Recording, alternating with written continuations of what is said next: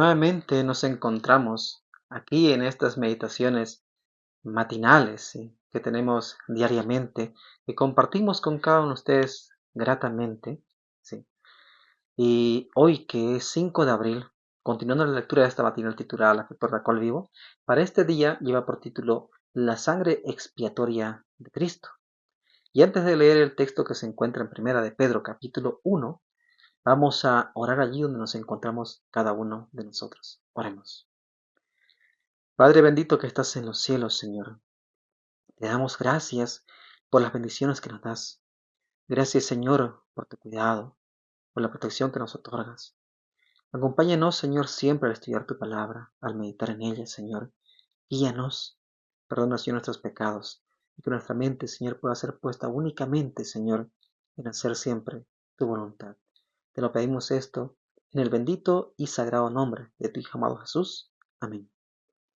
El texto que se encuentra en Primera de Pedro, capítulo 1, versículos 18 y 19, la palabra de Dios nos dice lo siguiente: Pues ya sabéis que fuisteis rescatados de vuestra vana manera de vivir, la cual recibisteis de vuestros padres, ¿sí? No con cosas corruptibles, dice el apóstol Pedro, como oro o plata, sino con la sangre preciosa de Cristo, como de un cordero sin mancha y sin contaminación, ¿sí? Entonces, nos dice aquí el apóstol Pedro, ¿verdad? A la iglesia, ¿verdad? Hablándole, ¿sí? A todos aquellos que decimos que somos cristianos, que seguimos a Cristo, nos está diciendo que nosotros sabemos que hemos sido comprados, ¿verdad? Que hemos sido rescatados por la sangre de Cristo, ¿sí? ¿Pero de qué? De nuestra vana manera de vivir, ¿sí? ¿Qué quiere decir eso? O sea, de nuestras costumbres, tradiciones mundanales, ¿sí? De todas esas cosas corruptoras, ¿sí? Esos deseos que heredamos de nuestros padres, ¿verdad? Esas pasiones, o sea, carnales, que heredamos de ellos. Entonces fuimos rescatados de todo esto que nos aleja de Dios, en otras palabras, que nos corrompe, ¿sí? De todas esas malas costumbres, esas malas tradiciones, cosas que no nos sirven a nosotros, ¿sí? De la cultura de este mundo, que nos aleja de Dios. Y no hemos sido comprados por cualquier cosa, sino con la preciosa sangre de Cristo Jesús, ¿sí? Incluso dice como de un cordero, ¿sí? Haciendo alusión allí al santuario, ¿verdad? Cuando se llevaba un corderito, ¿sí? Para poder allí igualmente, ¿no? En un símbolo, ¿sí? Ejemplificar que ellos creían en la sangre de Cristo, que un día vendría a morir por cada uno de nosotros. Entonces, este cordero tenía que ser sin mancha y sin contaminación. ¿Qué quiere decir eso? Sin ningún defecto. Y Cristo prácticamente en sí, más que el cordero, ¿verdad? Porque Él fue una persona, ¿sí? No un animalito allí. Entonces Él fue ese Hijo sin mancha, sin contaminación, sin ningún defecto, inmaculado, que murió por cada uno de nosotros, ¿sí? Con su sangre Él expió nuestros pecados, perdonó, o sea, pagó por nuestro rescate, ¿sí? Bien, vamos a seguir aquí con la lectura también de la matinal. Nos dice: sobre Cristo como sustituto y garante de nuestro, dice, ¿no? Fue puesta la iniquidad de todos nosotros, ¿sí? O sea, Él cargó con nuestros pecados, como nos dice el libro de Isaías capítulo 53, ¿sí? Fue contado por transgresor, ¿sí? Como si hubiese sido un pecador, fue condenado allí a morir en la cruz, ¿sí? Entre pecadores, ¿sí? ¿A fin de qué? A fin de que pudiese redimirnos de la condenación de la ley. Nosotros estamos condenados por la ley, ¿a qué? Porque nos dice el apóstol Pablo mismo, nos dice en Romanos 6:23, ¿verdad? Que la paga del pecado, ¿qué es? Muerte, mas la dádiva de Dios es vida eterna en Cristo Jesús, ¿sí? Entonces, nosotros estamos condenados ¿a qué? A la muerte eterna, ¿sí? Que no es la muerte común, ¿no? Sino es una muerte a la cual ya no hay retorno, no hay resurrección, ¿sí? No hay salvación. Entonces nosotros estábamos condenados a esta muerte, ¿sí? Prácticamente, o sea, sin salvación. Pero cuando Cristo vino, ¿sí? La gracia que ya había sido ofrecida por Dios mediante un símbolo, allí fue hecha completa, ¿sí? Allí fue hecho todo ese símbolo, o fue hecho, o sea, en el absoluto, ¿sí? Fue hecho allí.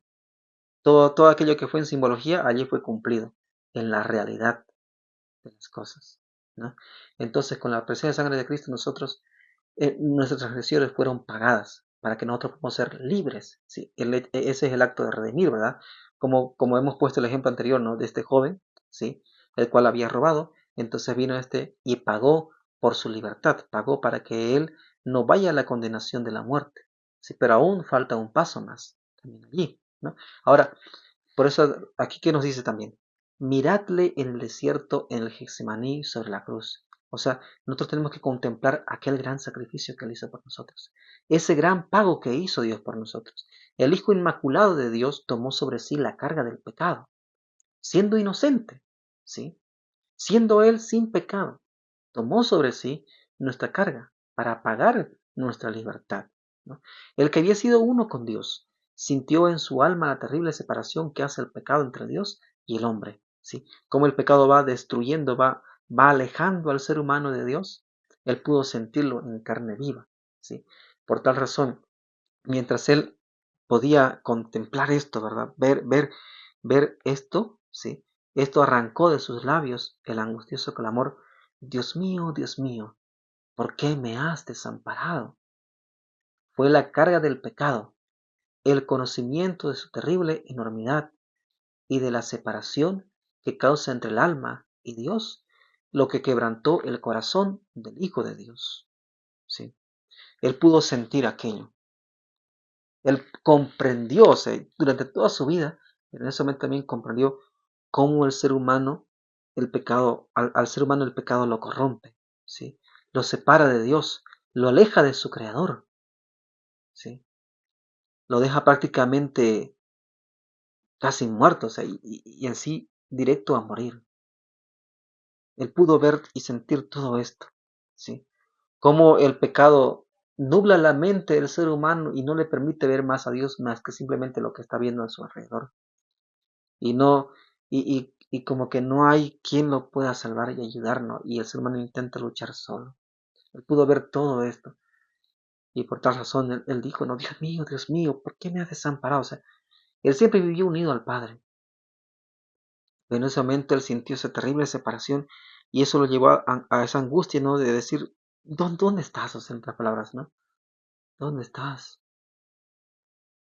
Porque no podía ya sentir su presencia en ese momento. Por eso el apóstol Pedro nos dice, sabiendo, o sea, ustedes saben, nos dice, ¿sí? Ustedes saben quiénes, o sea, todos los que proclamamos ser hijos de Dios, todos los que estamos leyendo la Biblia, sabemos, dice, ¿no? Que hemos sido rescatados, ¿sí? No con cosas corruptibles como el oro, como la plata, o si con dinero o sea, hubiera podido comprarse la salvación del hombre, hubiera sido muy fácil para Dios hacerlo, ¿sí? Porque Él dice, mía la plata y mío es el oro, ¿sí? Hubiera sido muy fácil para Dios poderlo hacer, porque Él podía crear más oro y pagar, pero no, es que no se podía pagar con eso, ¿sí? Tenía que morir, ¿sí? Toda la humanidad, o morir un sustituto, ¿sí? Un representante de toda la humanidad, pero que pague realmente esto. ¿Y cómo? ¿Sí? Siendo Él una persona santa, una persona apartada del mal, ¿sí? Un ser puro. Pero el pecador no podía ser redimido por su propia cuenta, no podía salvarse. Nosotros no podemos salvarnos, ¿sí? No podemos pagar aquello, ¿sí? Ni tampoco salvarnos, ¿sí? No podemos hacerlo eso. Entonces tenía que ser pagado ¿con qué? Con la preciosa sangre del Hijo de Dios. No había otra solución. El apóstol Pedro dice, el apóstol Pablo nos dice en Hebreos, ¿no? Sin derramamiento de sangre no hay remisión de pecados. No podía haber, el símbolo mismo lo mostraba. No podía haber otra manera. Un ser inocente tenía que venir a morir por nosotros y derramar su sangre, su vida allí, por nosotros. Y gracias a ese gran sacrificio, ¿sí? Al derramar todos los tesoros del cielo en este mundo, al darnos en Cristo todo el cielo, Dios ha comprado la voluntad, los afectos, la mente, el alma de cada ser humano. Por lo tanto, cada ser humano, sí, le pertenece a Él. Hemos sido creados y hemos sido nosotros rescatados por Dios de la condenación de la muerte. ¿Sí? Fuimos creados para vida y ahora Dios nos da la libertad de poder caminar ese camino hacia la vida eterna otra vez, a poder vivir aquel propósito con el cual Dios nos creó a cada uno de nosotros. Por eso mismo Cristo, antes de irse, le dijo a sus apóstoles, a sus discípulos, ¿no? En Juan 14, ¿sí? Cuando Él se estaba ya despidiendo, en muchas ocasiones, pero en este capítulo le dice, ¿no? Yo voy a preparar un lugar allá, ¿sí? Ahora, ustedes sigan el camino, ustedes conocen el camino. ¿Cuál es el camino que lleva hacia la vida? Por eso Él dijo, no, yo soy el camino, la verdad y la vida, ¿sí? Entonces, Cristo es ese camino. Él compró ya, sí, tu libertad. Ahora tú debes seguir el camino, el ejemplo que Él te ha dejado. Ser libre en esa verdad para poder llegar a la vida que Dios te ofrece, ¿sí? Y siempre ten en cuenta que Dios te ha comprado, y no con un precio simple, sino con un precio muy alto. Incluso el apóstol Pedro les vuelve a recordar al pueblo, ¿no? En el capítulo 2, versículo 9 les dice que nosotros somos ahora un linaje escogido, un real sacerdocio de Dios, ¿sí? Una nación santa. Eso debemos ser, la iglesia, ¿sí? El pueblo de Dios, el pueblo adquirido por Dios, el pueblo comprado por Dios, ¿sí? Eso es lo que nosotros debemos ser, una nación santa, o sea, como nuestro Señor Jesucristo, ¿sí? Apartados del mal, un real sacerdocio, ¿sí? Teniendo a nuestro sumo sacerdote que está en los cielos, que es Cristo Jesús, que eso lo dice también el apóstol Pablo en Hebreos. Entonces, nosotros hemos sido libertados por la preciosa sangre del Hijo de Dios, comprados por un precio muy alto, ¿sí? Para dar la honra y la gloria a Dios cada día de nuestra vida. Que Dios te bendiga y te guarde.